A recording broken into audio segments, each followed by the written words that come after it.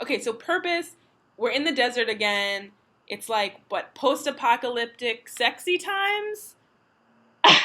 Except that he's not into it? He's not. So yeah, we're again also with contemporary. This is basically also that's what I would call commercial, lyrical, contemporary dance vocabulary. I'm trying to kind of be really kind of specific when I use these terms because there's like a little bit of anger going on towards it's not contemporary, it's lyrical. There's a bit of genre policing going on. To be exercised, it's like the type of contemporary dance you find on Screendance. That's why I call it commercial, lyrical, contemporary. I think it describes it best. Yeah, it's like post-apocalyptic. The piano is still there, but he's not on top of the piano anymore. And now he's surrounded by this almost for the first time, really scantily clad women. Yeah, I could company, but they're in a hotel room by themselves getting, I think, ready. Right. But yeah, I mean, this is probably my least favorite video.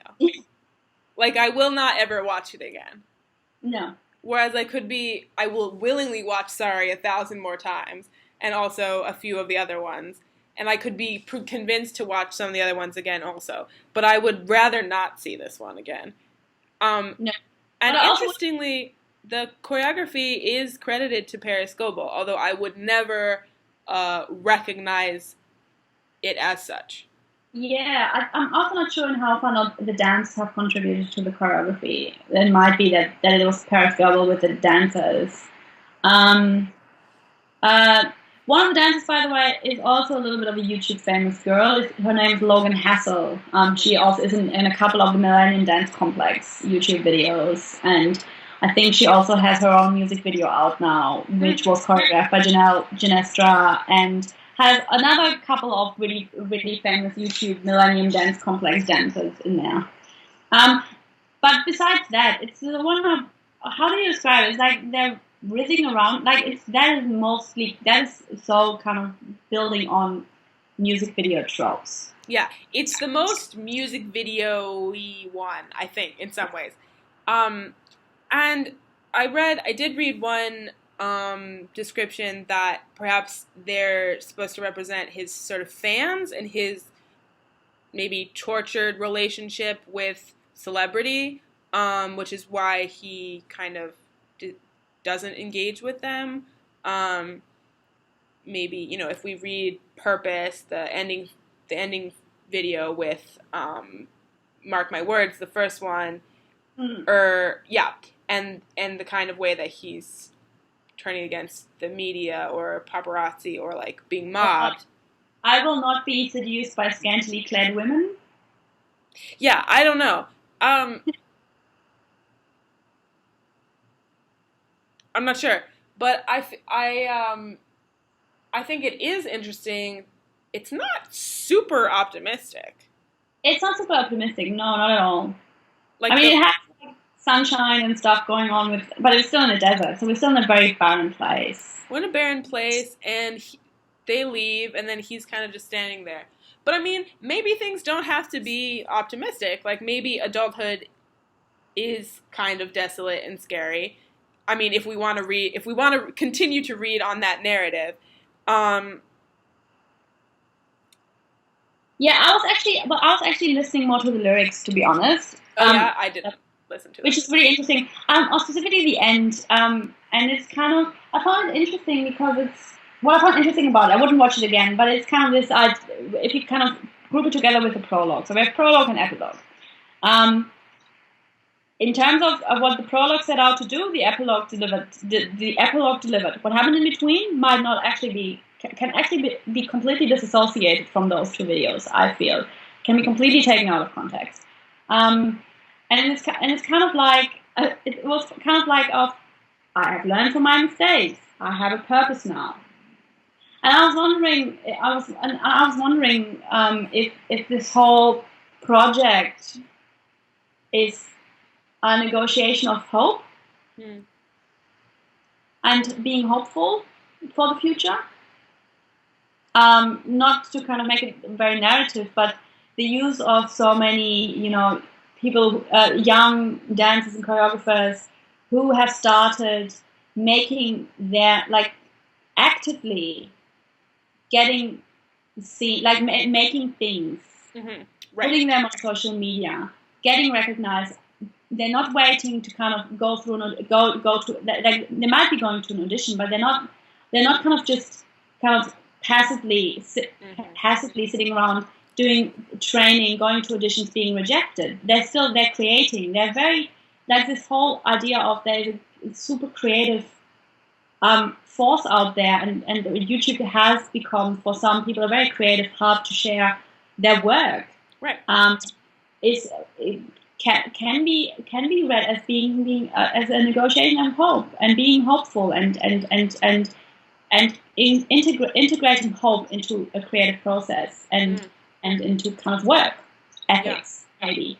But that's just my super philosophical take at the end. Right. So then it's like you have these. I guess this gets to the question then of cohesion in the album. Yes, maybe. Visually. I mean, we'll maybe let other people critique the sonic quality or whatever, although from what I've read, people really like some things and other things you can throw away, which I feel like is more or less true for albums writ large. But I mean, there's like a lot of kind of ups and downs emotionally depicted in the videos. The two brightly colored New Zealander videos are sort of at the center and like very delightful and delectable. And then most of the other ones are somewhat tortured. Yeah, the thing about hope is, though, that hope is not like necessary. Like, there's a really great article by Ben Anderson, who's done a lot of work on affect as well. The article is called "Becoming Hopeful," and hope is not actually necessarily associated with a positive, with a kind of positive affect. Even though it's mostly read, like, socially and culturally, is read as a positive outlook, because if you hope, you still think things get better, but it does not necessarily. But it's not just kind of that hope is always positive. Hope is actually, like, the way that hope also comes out of the darkness and grittiness and more sinister versions of life. But it's kind of like. And it's not even a shining beacon. It's like hope has it's a very complex idea, like, culturally and socially. And Ben Anderson is really good to read for that, because he has kind of written on becoming hopeful as a really good affect. So that's why I don't think it's necessarily, the darkness doesn't doesn't cancel it out. Well, yeah. And so maybe the other thing along with hope would be sociality. Yeah, hope and sociality as well. Is like, yeah. I mean, because even if you think about live your life is worth living, right? There's some kind of redemption or whatever, either in the presence of the other person, or even if we just want to read it at the movement level, because some people have been saying he's an angel, whatever.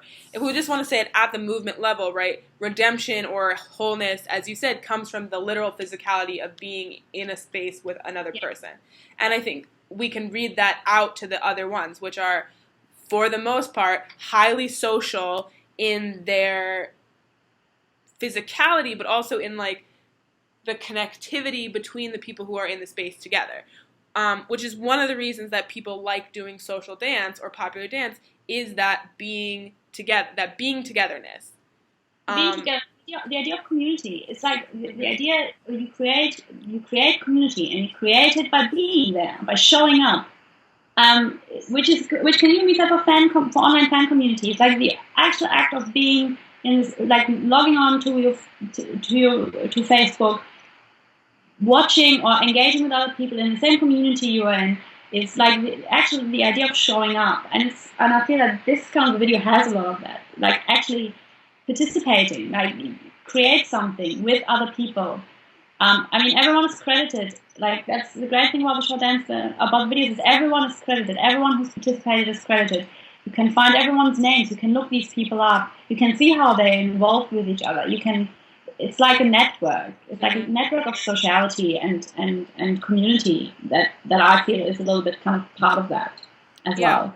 Yeah. So I mean, maybe it's interesting to think about not just the kind of work that you and I do on like the social audience, but also on the sociality that's captured within the videos themselves, which I think I don't want to put words in your mouth, but I think we would probably both argue that sociality breeds sociality. I mean, so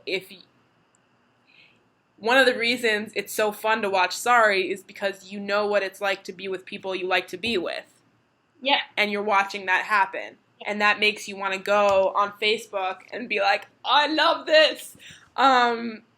Please watch it with me. Yeah. Kind of become social with me and kind of come into the same headspace that I am. Let's share the headspace. Right. And I don't want to say that to the exclusion of, let's say, solo dance videos, which I also love and can engage with. But I think there is something to say about the actual text itself with how it ends up being, how it ends up circulating.